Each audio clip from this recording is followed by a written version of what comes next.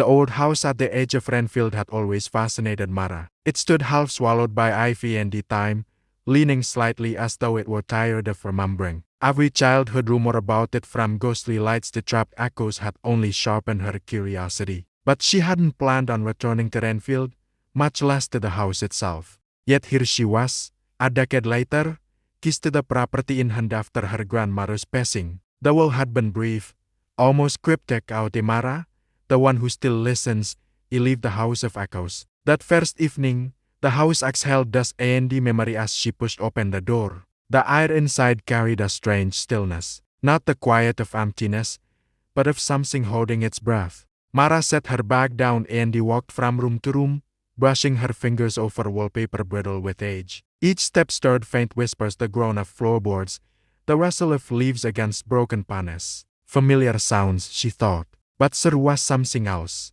A faint hum beneath it all, like a forgotten melody struggling to find its tune. She paused in the parlor. Her grandmother's favorite armchair sat beside a bookshelf bowed under the weight of journals. Mara picked one up, surprised to find her own name written on the first page. For Mara, when she returns, the entries were dated from years when her grandmother's memory had already begun to fray. She read, "The house remembers what we forget. When dreams fade, they fall into its walls. She will hear them, she always has." Unease curled around her. Her grandmother used to say she was different, a listener. As a child, she'd claimed the house whispered secrets. She was starting to think it wasn't just imagination. That night, she dreamt in vivid color.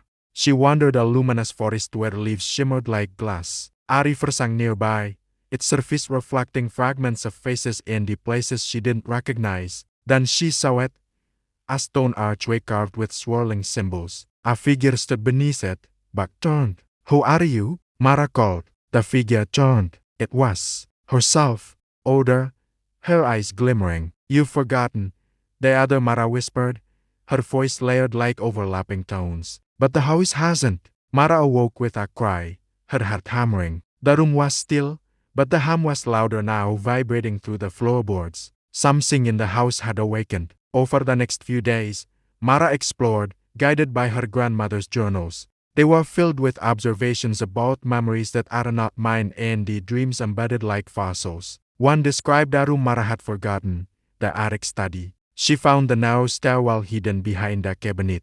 The study was small and decluttered, but on the desk lay something new. A small wooden box, carved with the same swirling symbols from her dream. As her fingers brushed the lid, the hum surged into a rich, resonant chord. She opened it. Inside lay a dark silver pendant shaped like a teardrop. As she touched it, a warmth flooded her chest, and the memories flashed behind her eyes.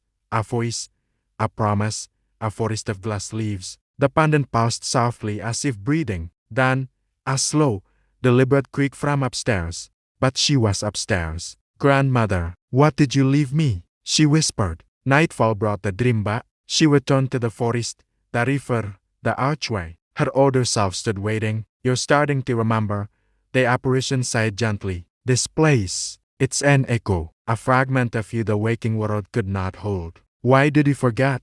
Mara asked. The echo Mara touched an identical pendant at its neck. "You used to walk between worlds. Dreams were landscapes, histories, truths. But humans forget such gifts as they grow. The noise of waking life drowns out the music. This house is an anchor. Your grandmother was its keeper. Now you are. What am I meant to do? You must decide," the echo sighed.